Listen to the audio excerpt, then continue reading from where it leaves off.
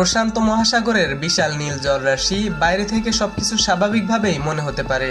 বাণিজ্যিক জাহাজ চলছে, যুদ্ধ জাহাজ টোল দিচ্ছে, আকাশে উঠছে সামরিক বিমান, কিন্তু সমুদ্রের এই আপাত শান্তির নিচে দ্রুত বদলে যাচ্ছে এশিয়ার সবচেয়ে গুরুত্বপূর্ণ সামরিক সমীকরণ। চীনের একটি নতুন প্রজন্মের হাইপারসনিক ক্ষেপণাস্ত্র এখন সেই পরিবর্তনের কেন্দ্রে।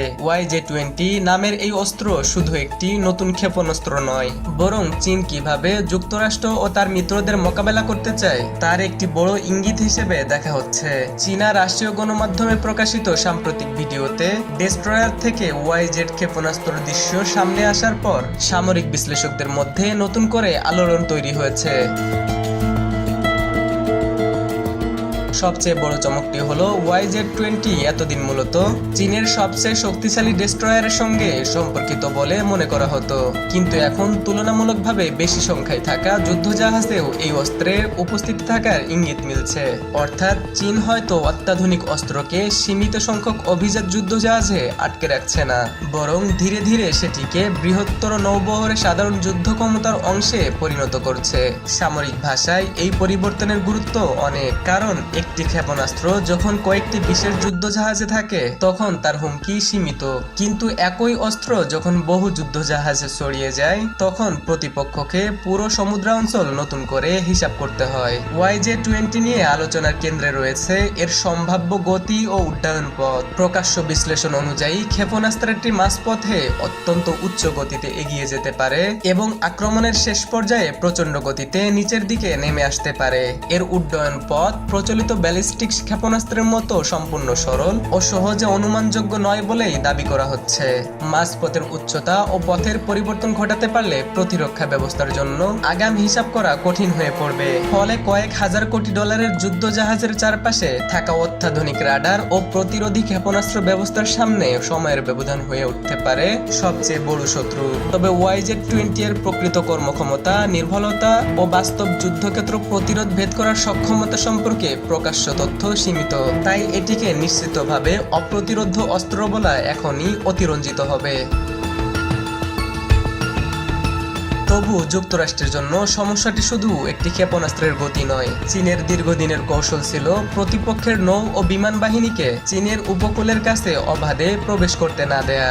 এতদিন এই কৌশলের বড় অংশ নির্ভর করত স্থলভিত্তিক ক্ষেপণাস্ত্রের উপর, কিন্তু যুদ্ধজাহাজের দীর্ঘ পাল্লার অ্যান্টিশিপ হাইপারসনিক অস্ত্র যুক্ত হলে সেই ক্ষমতার চরিত্রই বদলে যায়। চীনের ক্ষেপণাস্ত্রের উৎস তখন আর শুধু স্থলভাগে থাকা নির্দিষ্ট ঘাঁটি নয়, সমুদ্রের বিশাল এলাকায় চলাচলকারী যুদ্ধজাহাজও হয়ে ওঠে মোবাইল ক্ষেপণাস্ত্র প্ল্যাটফর্ম। ফলে প্রতিপক্ষকে শুধু চীনের উপকূল নয়, সমুদ্রের বিস্তীর্ণ এলাকাও নজরদারির মধ্যে রাখতে হবে। এখানে চীনের নৌবাহিনীর আকার বিষয়টিকে আরো গুরুত্বপূর্ণ করে তোলে। চীনের কাছে বহু ডেস্ট্রয়ার রয়েছে এবং এই শ্রেণীর আরো জাহাজ বহরে যুক্ত হচ্ছে। ফলে YZ-20 যদি সত্যি বৃহৎ পরিসরের সব শ্রেণীর জাহাজে মোতায়েন করা হয়, তাহলে চীনের কৌশলগত সুবিধা শুধু প্রযুক্তিগত শ্রেষ্ঠত্বের উপর নির্ভর করবে না, সেখানে যুক্ত হবে সংখ্যার শক্তি।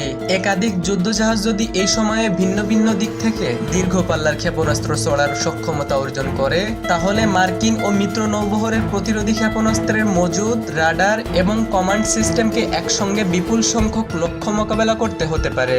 এই ধরনের পরিস্থিতিকে সামরিক বিশ্লেষণে অতিরিক্ত লক্ষ্য দিয়ে প্রতিরক্ষা ব্যবস্থার চাপে ফেলার কৌশল হিসেবে দেখা হয়। এই পরিবর্তনের প্রভাব সবচেয়ে বেশি অনুভূত হতে পারে তাইওয়ানকে ঘিরে কোনো বড় সংকট তৈরি হলে।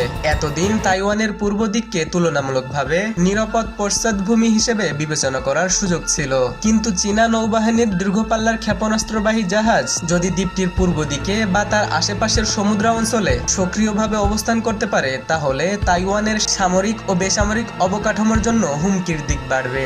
বন্দর, বিমান ঘাঁটি, জ্বালানি সরবরাহ এবং সমুদ্রপথের নিরাপত্তা তখন একই সাথে চাপে পড়তে পারে।